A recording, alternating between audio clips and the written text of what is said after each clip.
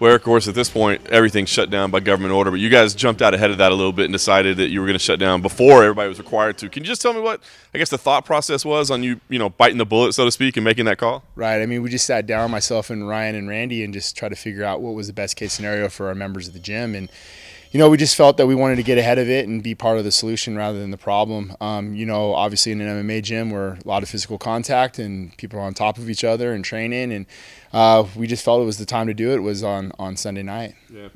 You guys have been around for a long time. I mean, this is a very established facility, but at the same time, I mean, it's still kind of a small business, right? So, I mean, is it scary times financially? I mean, is it time to panic yet, or is everybody trying to stay calm? What's the feeling? You know me, man. I'm a one day at a time guy. So like right now, I'm trying to plan for the future, of course, and it's hard not to look that way. But as of today, they're just trying to do one step at a time and get everything figured out. As of right now, trying to calm a lot of the members down and calm a lot of the coaches and everyone else. This is all of our livelihoods, and I understand that.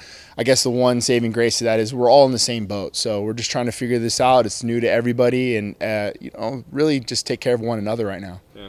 You guys have a ton of fighters here. Every time we come in, the fight board's covered with matchups coming up. So, there's uncertain times for sure, but there are people still getting ready for fights, right? Yeah. What can you do to help these guys and gals continue to prep for fights? So, again, something new to us. We've what we thought was the best case scenario was, so Puna, for example, he has a fight in May. I told Puna to find a training partner that might also have a fight, or somebody that's your size and kind of a training buddy.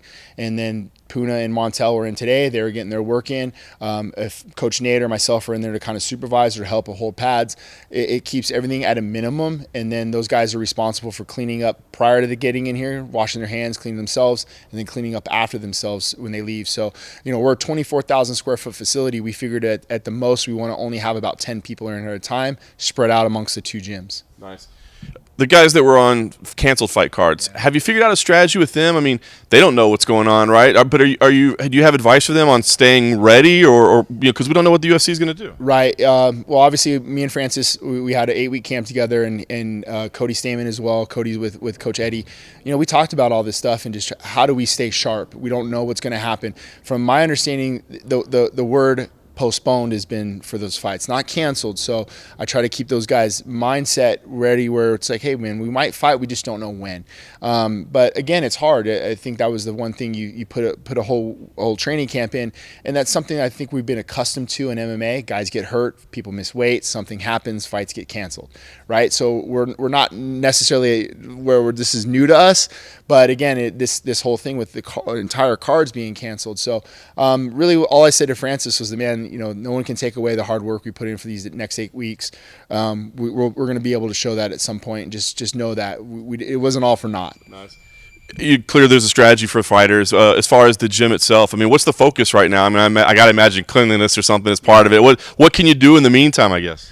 I think just perception for us, and I want to make sure that when the members do come back, I have a couple guys that I've kept on hourly. They're going to be tearing out the carpet and doing some upgrades and doing some things throughout the gym to where when the members do come back, I hope that they look around like, wow, these guys just weren't sitting on their butts for this time, and they actually did some upgrades. And we're going to stay in concrete. We're going to add some new equipment. We're going to do some other stuff too, which we didn't have the luxury of doing while we were open. So we're going to take advantage of that time. Obviously, sanitation, and it's always important in the gym, right? I mean, it always has been, but I think this really opens eyes. Do you think this is going to cause any lasting changes in the industry as far as maybe that idea of one training partner or whatever it is? I mean, do you think this might make some changes moving forward? Possibly. And being in the gym industry for about 13 years now, we know how it is, man. One guy comes in with ringworm or staph, and then it infects the entire gym. So the thing that I think that I want to echo to a lot of our training partners and our fighters is this is not about you, it's about us. So taking care of one another. If you feel sick, if you had something going on, this is bigger than you.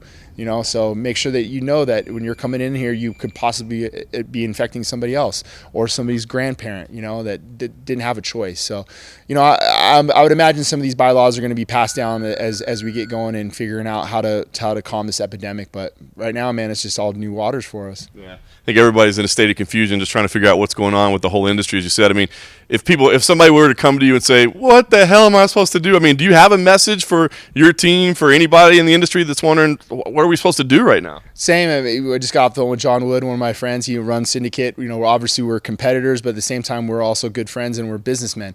You know, and we're just trying to figure that out. Talk to Coach Casey Halstead. You know, we as a community, it's a small fraternity of MMA gyms owners, and again, we're trying to figure this out as we go. And people look to us to be calm.